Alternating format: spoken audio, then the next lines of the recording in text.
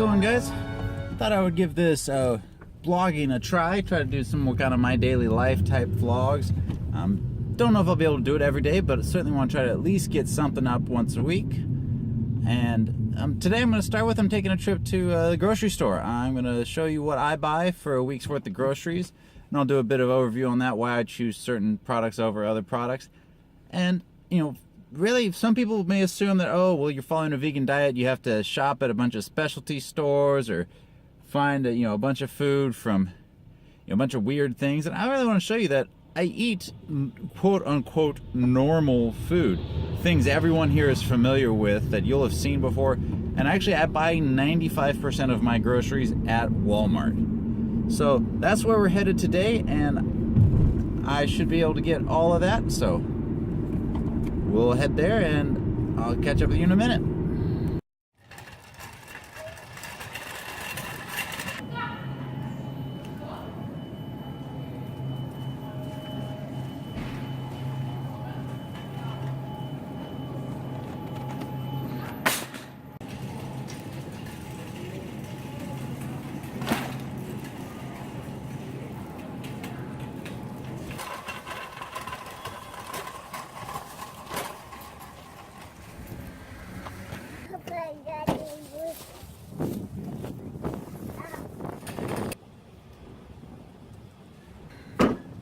Alright guys, here's everything I bought at Walmart. It's about a week's worth of groceries. Of course, things carry over from previous weeks. Some of this will carry over into the next week. So when you see my recipes this week, you'll see some stuff that's not here. But I'll go ahead and talk through what I've got. So we got these whole wheat buns.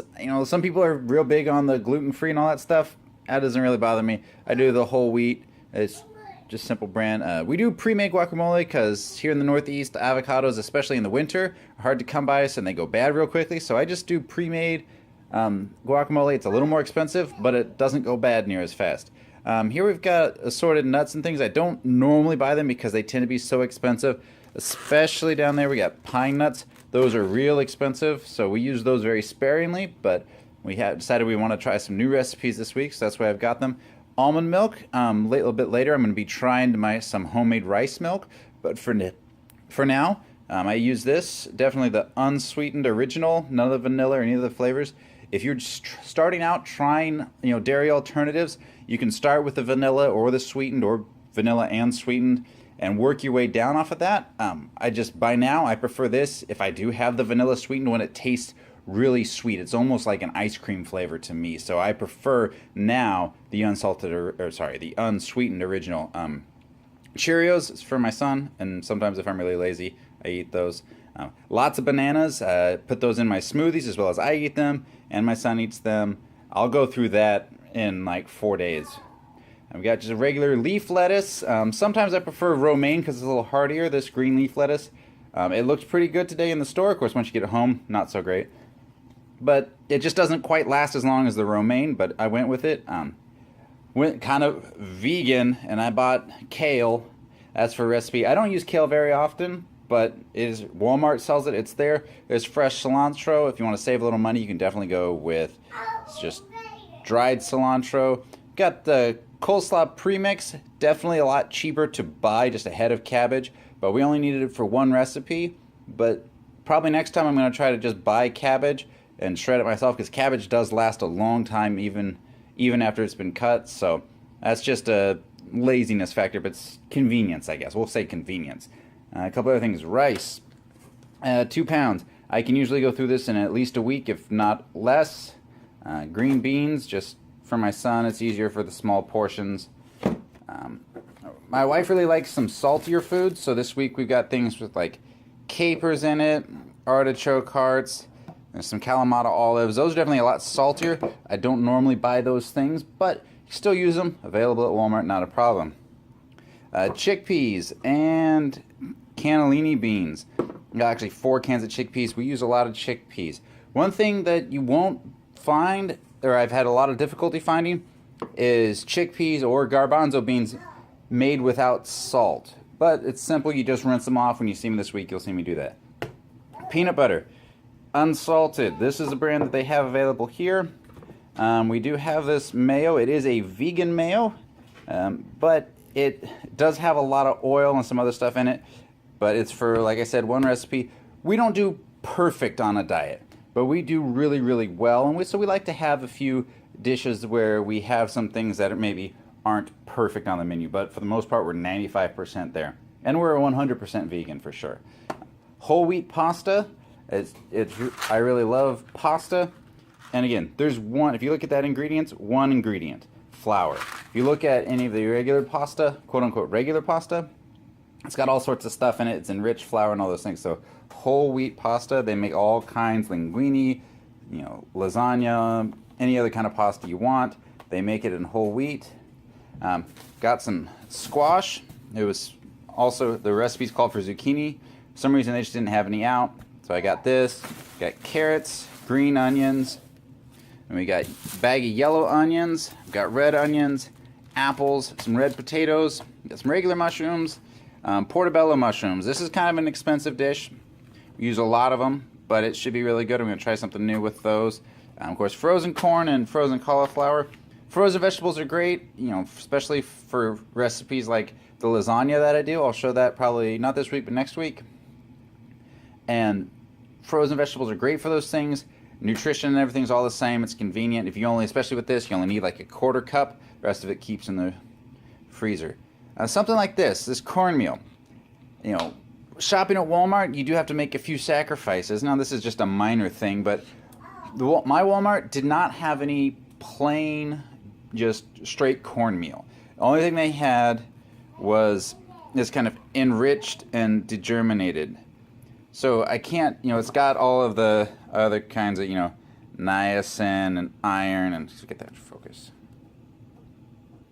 It's got all that, like, niacin and iron and all the other kind of stuff that you get with enriched flour. But, if you've got like a Sprouts or a store that sells things in bulk bins, you can usually get just plain cornmeal in a bulk bin. So this is about $100 in groceries. I wasn't trying super hard to save money, but that's about what we go through in a week.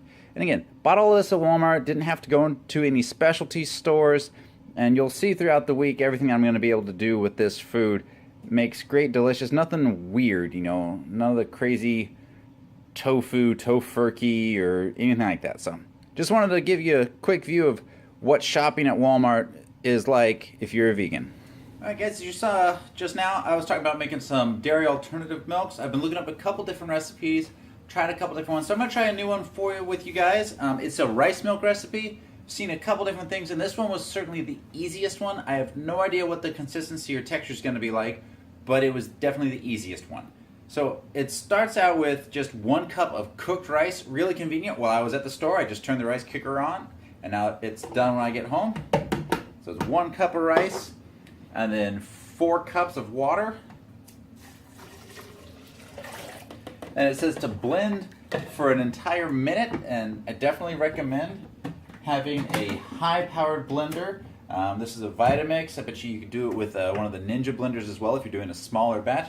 But it says for a full minute. That's if I plug the right one in.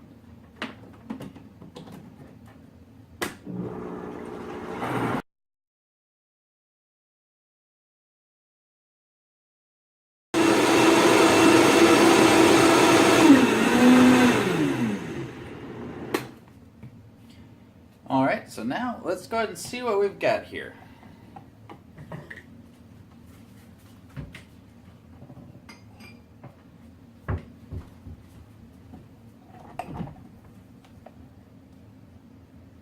Now, a couple other recipes for like oat milk and things have talked about straining your milk, things like that. This one doesn't have any of that, so we're just going to kind of see what happens. I'm thinking there's going to be a little bit of sediment in there, and I'm curious because some recipes come out really watery as well. Well, I'm not seeing anything yet, so let's go ahead and taste it. Well, unsurprisingly, it tastes like water with rice in it. So it's got a ricey flavor to it. I'm going to go ahead and add a little bit of agave to it, see if that helps with the flavor. But the consistency is okay. I would probably use a little less water just because I like a little thicker taste. If you're making something like oatmeal, it may be a little strange of a combination of flavors, rice milk and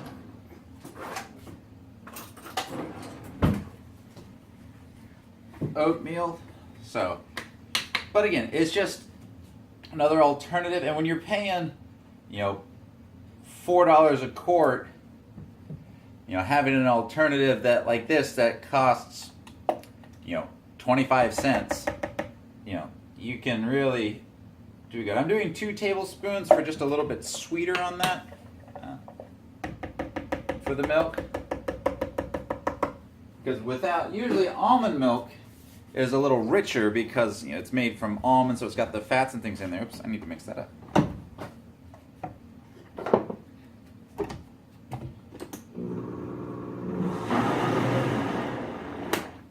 Just give that a little blend.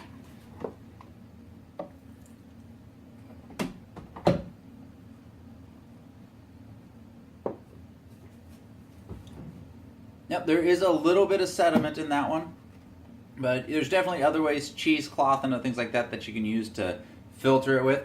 It's not bad, and again, for saving $4, $3 or $4 a quart or a half gallon, it's pretty significant. So, just trying something new, see what you guys think. It's, again, not my favorite, but it's just a different alternative.